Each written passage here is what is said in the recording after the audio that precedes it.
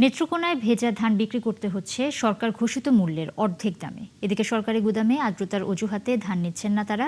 এ নিয়ে বিস্তারিত জানাতে যুক্ত হচ্ছেন সহকর্মী মির্জা হৃদয় সাগর। সাগর, ধানের দাম নিয়ে কৃষকরা কি বলছেন? এছাড়া ধান গুদামজাতকরণের সংকট নিয়ে যে এক ধরনের কথা হচ্ছে, সেটা নিয়ে কৃষক এবং প্রশাসনের বক্তব্য কি?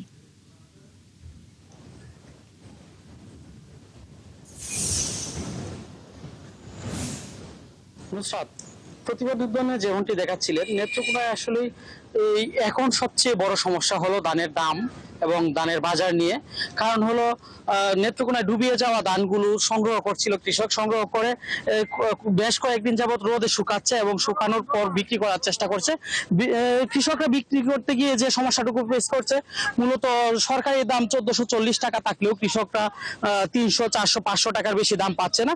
কৃষকদের অভিযোগ, আসলে আর্দ্রতার অজুহাত দেখিয়ে তাদের থেকে ধান সংগ্রহ করা হচ্ছে না।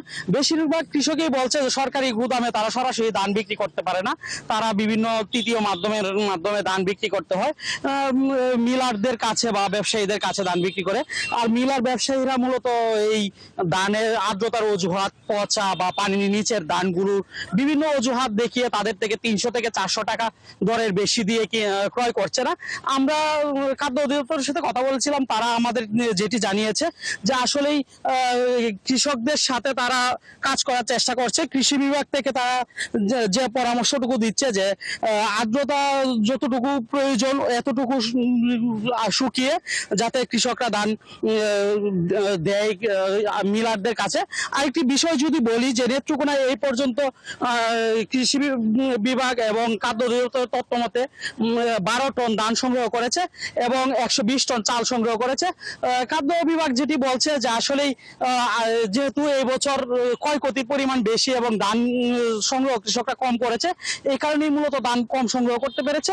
যদি ক্ষয়ক্ষতির পরিমাণ না থাকতো তাহলে হয়তোবা এটা অনেকটুকু বেড়ে যেত। সাগর, অনেক ধন্যবাদ আপনাকে। দর্শক, নেত্রকোনা থেকে যুক্ত হয়েছিলেন সহকর্মী মির্জা হৃদয় সাগর।